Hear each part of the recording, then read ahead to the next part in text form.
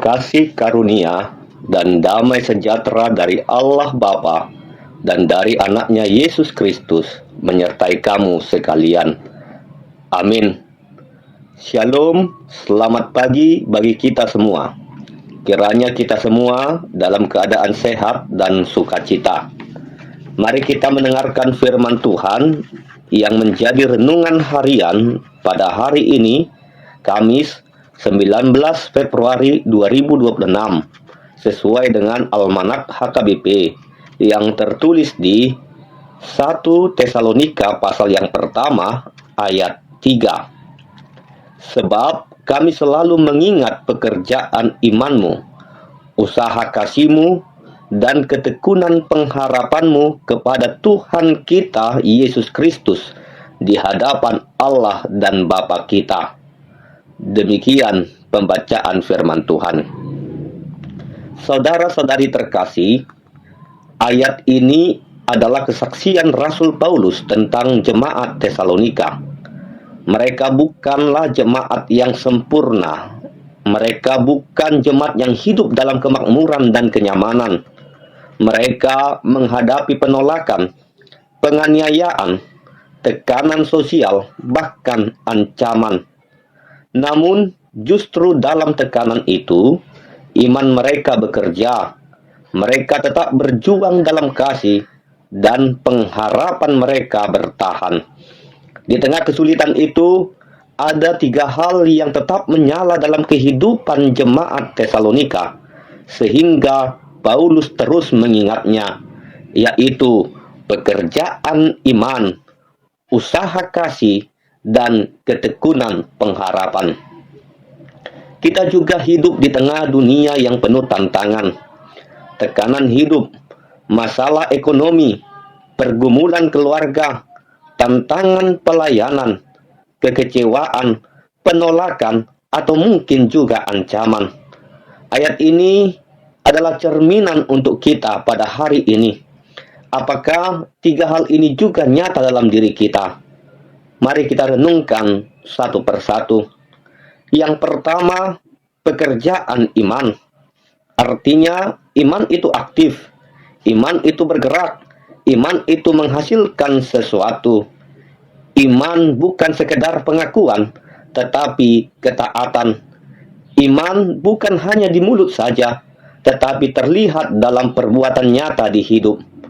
Jemaat Tesalonika membuktikan iman mereka dengan tetap berdiri di tengah tekanan. Mereka tidak menyangkal Kristus meski ada risiko. Mereka tetap setia walaupun mereka tahu ada harga yang harus dibayar. Iman mereka tidak berhenti pada perasaan, tetapi diwujudkan dalam keberanian. Mungkin hari ini ada di antara kita yang sedang menghadapi pergumulan, masalah ekonomi, kesehatan, keluarga, pelayanan. Jangan biarkan iman hanya menjadi teori. Biarlah iman itu bekerja, mendorong kita tetap berdoa, tetap berharap, dan tetap melangkah. Yang kedua, usaha kasih. Kasih membutuhkan usaha, kasih membutuhkan perjuangan, kasih membutuhkan pengorbanan. Yesus adalah teladan kasih yang sejati. Ia tidak hanya berkata mengasihi, tetapi membuktikannya melalui pengorbanannya sampai mati di kayu salib. Kasih sejati tidak berhenti ketika terluka. Kasih sejati tidak berhenti ketika tidak dihargai. Tetapi firman Tuhan hari ini mengingatkan, kasih itu perlu usaha. Jangan biarkan hati kita menjadi keras.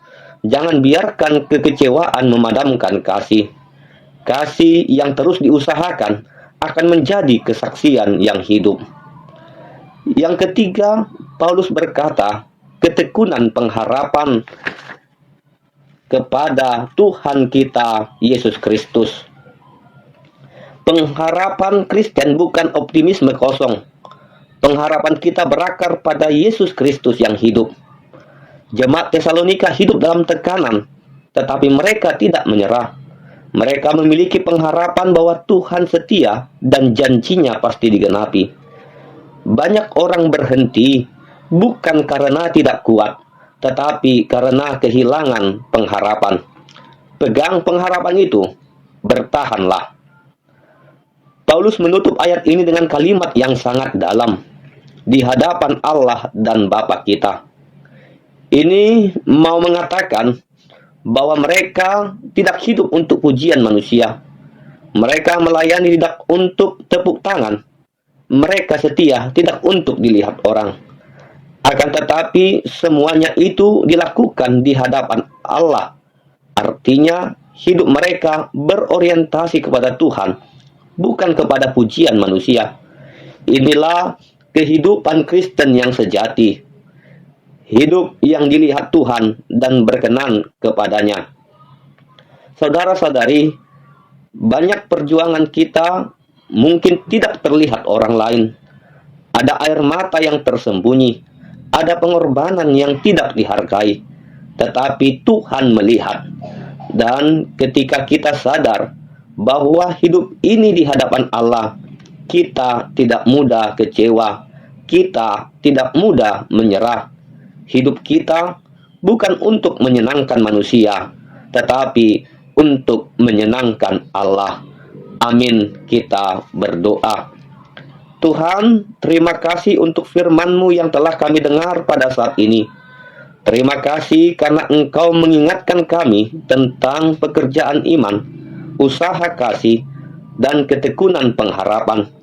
Biarlah hidup kami sungguh-sungguh dijalani di hadapan-Mu, bukan untuk kemuliaan kami, tetapi kasih karunia dan damai sejahtera dari Allah Bapa dan dari anaknya Yesus Kristus menyertai kamu sekalian. Amin. Shalom, selamat pagi bagi kita semua. Kiranya kita semua dalam keadaan sehat dan sukacita. Mari kita mendengarkan firman Tuhan yang menjadi renungan harian pada hari ini,